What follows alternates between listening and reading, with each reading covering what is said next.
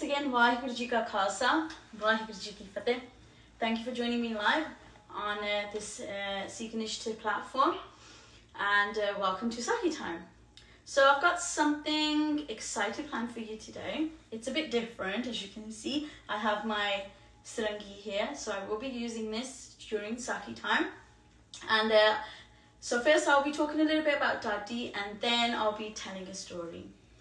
So I'm not really much of a storyteller, just to give you a heads up, but I've been asked to do this seva, so I thought, why not give it a try? There's always a first time for everything, right?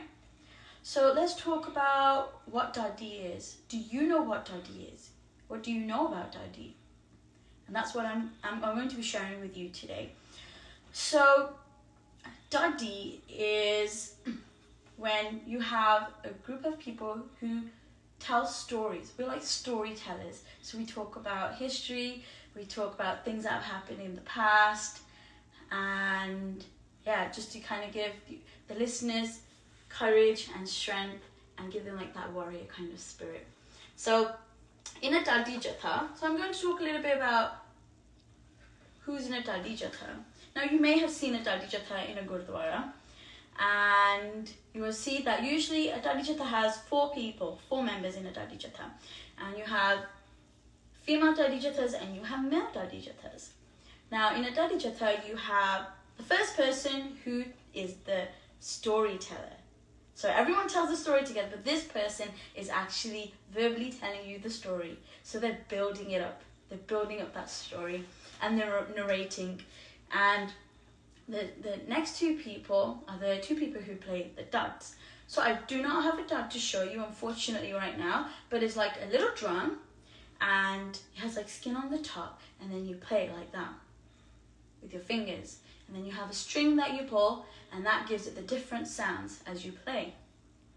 So you have two people who play that on either side. And then the last person is the sarangi player, and I am a sarangi player. And a sarangi player, they play this beautiful instrument, and this is called, like I said, a sarangi. And you play a sarangi with a bow, and the bow has some hair on it, so this is horse hair, and you play it across the strings like this.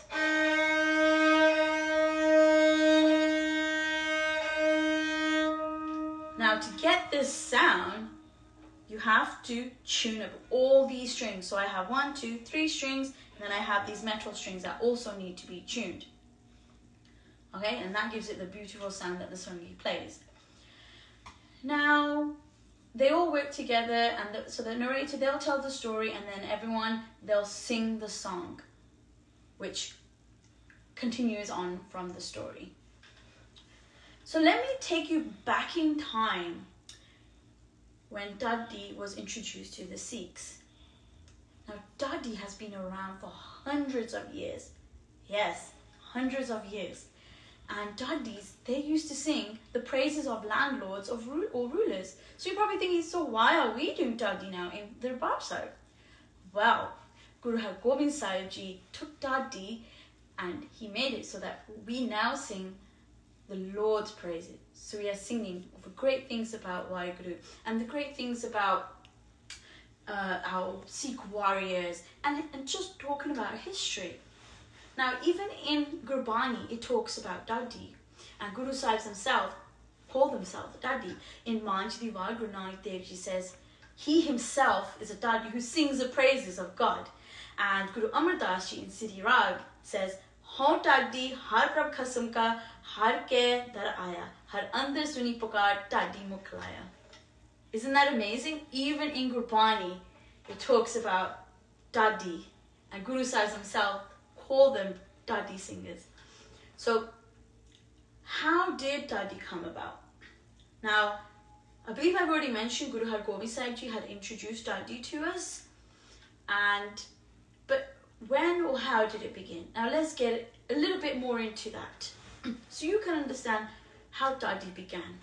So after the martyrdom of Guru Arjan Dev Ji, Guru Har Gobind Sahib Ji was really young at the time when he became the 6th Guru to the Sikhs. Now, in 1609, Guru Har Gobind Sahib Ji built the Akal Takht. Now, Akal Takht is in India and is the supreme authority for the Sikhs. Now Guru Har Gobind Sahib, you've seen his pictures, you've seen he wears two swords, so he wears the meaty and the beady. What do they represent? They represent spiritual and temporal. Spiritual and political, the authority. Guru Sahib Ji first built the Sikh army and fought 4 great battles against, injustice, and people were really oppressed back in those days, so fighting against tyranny. And he introduced Dadi Jathas into the Sikh darbars. So if you notice, when you go to the Gurdwaras, you will see Dadi Jathas performing on the stage. And they sing battle songs, they sing the praises of great Sikh warriors, some amazing Sikhs back in history, and just you just hear it's a story that's being told. Now, as you know, there are many different types of Dadi Jathas, but who were the first Dadis back in Guru Sahib's time? So in Guru Har Gobind Sahib's time, there were 2 professional Dadis, and the names were Bhai Abdullah and Bhai Natha. And then Guru Gobind Singh Ji also had Dadis in his darbar, and their name was Shabila Mushki and Natmal. Now, Dadi was given to us by Guru Sahib to fill listeners' hearts with love for God and to fill our hearts with courage. So Dadi is inspirational and also activist. Now, there are many famous Dadi Jathas from India, and I'm sure you may have heard of them. Now, there's a Bibi and the Dadi Jatha called Bibi Daler Ko Khalsa Jatha. There is by Tarsem Singh Morawale, and then there's also by Daya Singh Dilbar Jatha. And in that Jatha was my teacher, who was the sarangi player in that Jatha. And he was the first person to introduce me to Dadi. And he taught me everything he had learned from his teacher. So I've been very fortunate that I was given this opportunity by Guru Sahib to learn this beautiful instrument and be part of it, Dadi Jatha. So, I've noticed that Dadi is not that popular in the West, but it is very popular in India. And if you will see, a lot of the Jathas that come, they're from India. And they come to the Gurdwaras and they'll perform Dadi, so that listeners are still in touch with that side that Guru Sahib had introduced us to. Now, before any Dadi Jatha starts to tell any story, the first thing we do is we do a langar. Now, what is a langar? Do you know? Well, a langar is a prayer to Waheguru. So if you see, when a Dadi Jatha goes onto the stage, they say their fateh to Guru Sahib, and then they will go into a langar. And this is the prayer to Waheguru. Now, it can be 2 tuks from Bani, and I'm going to do it for you. And this is so you feel the presence of Waheguru within you, so his blessings are with you. So I'm going to show you, give you a short idea of what a langar sounds like.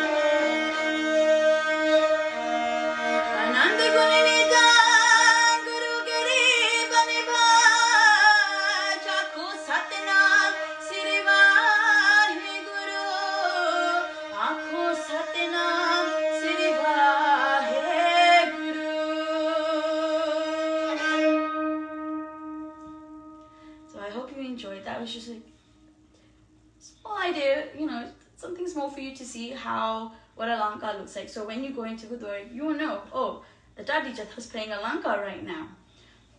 So before I even play the geet, so as soon as a lanka is done, they go straight into the geet. So the geet is the song which tells you a story. Now, a geet is part of a prasang. Now, a prasang is a group of stories put together. Okay, so short stories put together, and the narrator goes through it, and then you have the narrator saying the story, and then it goes into the song, which also continues on with the story. So that's how it works. So you can have a few geets in one long story, which tells the whole story. Now, the geet that I've chosen today, which I will also be telling you the story about, is a very tiny little portion of what we'll be talking about today. But I'm going to be going right to the beginning of that story, so you know what this story is about and how it began to get to this one geet that I'll be singing. Now, I would love you to listen very carefully and comment below and see, just guess, and see if you know what I'm singing about.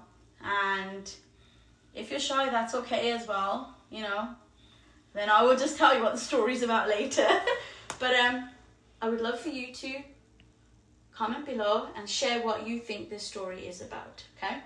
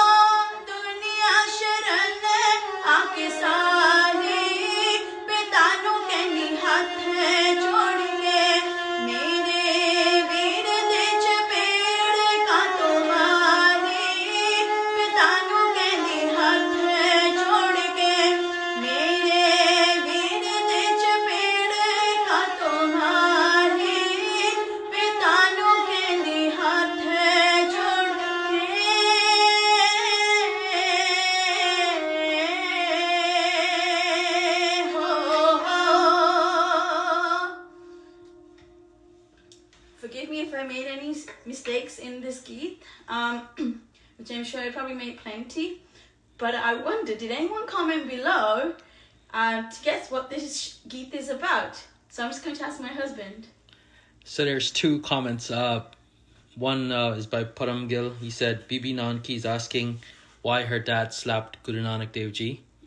And MSS Upal says, Sacha Sauda Saki. Amazing. Thank you so much for your comments. And you are right. This Geet is about when Guru Nanak Dev Ji did the Sacha Sauda. So what I just sang was a very small part of the whole story, as I said. And so let's get into the story. So it's Saki time. So let's get into what this story was about. So we're going to go right to the beginning. So this is when, for a Tadija, their narrator would begin their story from the beginning. So Mehta Kalu had given his son 20 rupees.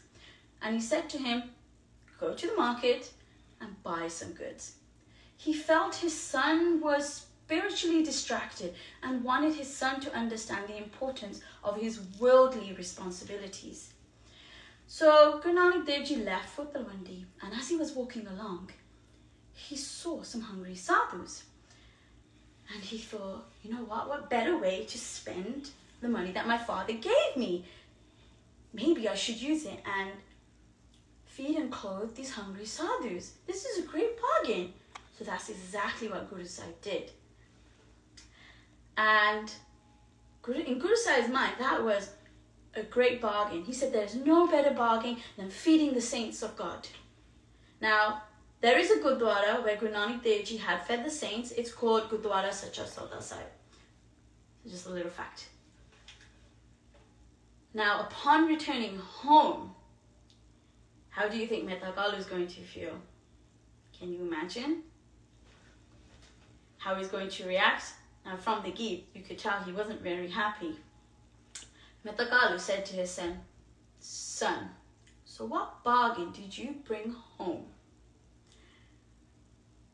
Guru Nanak Dev Ji said, I used the money, father, that you gave me on some hungry sadhus. And I felt the money was very well spent helping these people. Mehta Kalu was furious. He was angry. He said, how could you spend that money? I had sent you to buy some goods. You need to learn about your worldly responsibility.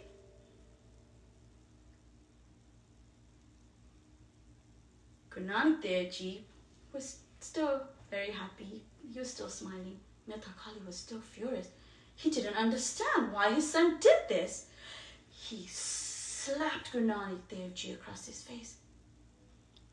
Now, Bibi Nanaki heard this, and she came running. She came running to save Guru Nanak Dev Ji and protect him. And she said, Father, what are you doing? Why are you doing this? Why are you hurting my brother? What did he do? He spent 20 rupees helping some saints, feeding them and clothing them. There's nothing wrong with that. And she said, he's very special. And she could see how special he was. And if you know, Bibi Nanaki was one of the first Sikh followers, because she saw how special he was and how dedicated he was to doing God's work. Now, Rai Bular, he was the chief of the town. He had heard the commotion. And he spoke to Mehta Kalu and he said, Mehta Kalu, I want to speak to you. I heard about what had happened. And he said, why were you hitting your son? And Mehta Kalu said, well, this is what had happened. I gave him 20 rupees and he spent it on, feeding some things. And he didn't learn anything of what I was trying to teach him. And Rai Bular said, well, he also understood that Guru Nanak Dev Ji was special. And he said, it's really not a big deal. Here's your 20 rupees. If that's what really matters to you, you can take it. And Rai Bular was another person who also recognized Guru Nanak Dev Ji's devotion to God. And he was also, after Bibi Nanaki, another Sikh of Guru Nanak Dev Ji.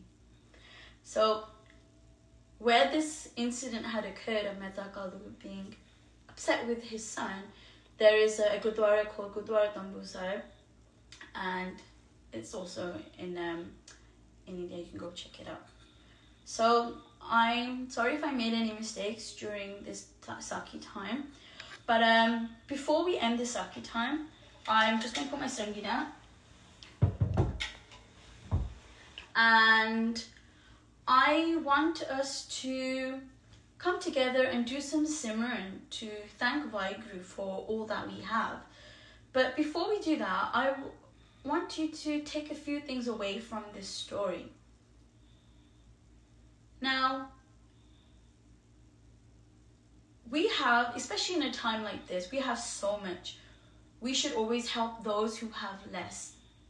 Help those, who are in time of need. It could be anyone. It could be giving money, it could be helping them with food, water, it could be anything. And I want us to be thankful and show gratitude for all the things that we have. Be thankful for the food that we have on the table, for the water that we have. These are things that we take for granted every single day. And we shouldn't, because there's so many people out there who do not even have access to free water. Having a roof over our head. We are so fortunate that we have a roof over our head. We're so fortunate that Guru Sahib gave us this Bani to help us through these times of dukh. And so let's quickly do some Simran, and please try to join me in the Simran. Enjoy.